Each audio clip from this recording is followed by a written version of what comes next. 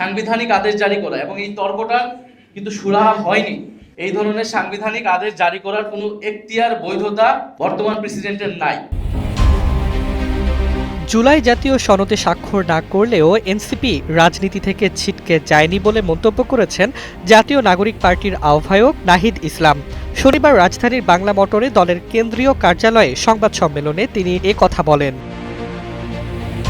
নাহিদ ইসলাম বলেন, বিগত ফ্যাসিবাদী কাঠামোর বহু সুবিধাভোগী এখনও সেই কাঠামো ধরে রাখতে সক্রিয়।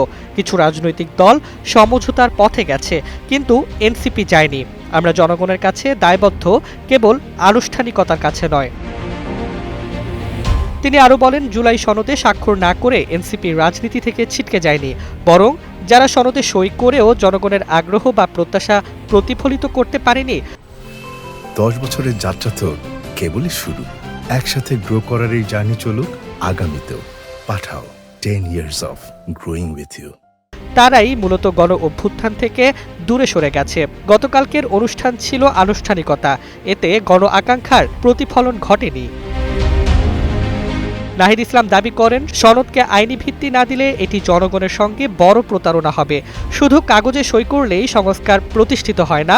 রাষ্ট্রীয় কাঠামোর পরিবর্তন, ন্যায় বিচার ও স্বচ্ছতা নিশ্চিত করাই আসল সংস্কার। আমরা সেই দাবিতে অটল আছি। এ সময় তিনি জানান, এনসিপির আপত্তি কারো অংশগ্রহণে নয়, বরং আইনি বৈধতা ছাড়া প্রতিষ্ঠিত কাঠামোকে আবারও বৈধতা দেওয়ায়। তিনি বলেন, যেসব দল জুলাই সনদে সই করেছে তা তাদের রাজনৈতিক সিদ্ধান্ত, কিন্তু জনগণের লড়াইয়ে মাঠে থাকা শক্তিগুলোকে বাইরে রেখে যে কাঠামো গড়া হচ্ছে তা দীর্ঘমেয়াদে টেকসই হবে না। উল্লেখ্য, শুক্রবার জাতীয় সংসদের দক্ষিণ প্লাজায় প্রধান উপদেষ্টা ডক্টর মোহাম্মদ ইউনূস সহ বিভিন্ন রাজনৈতিক দলের নেতাদের উপস্থিতিতে জুলাই জাতীয় সনদ স্বাক্ষর হয়।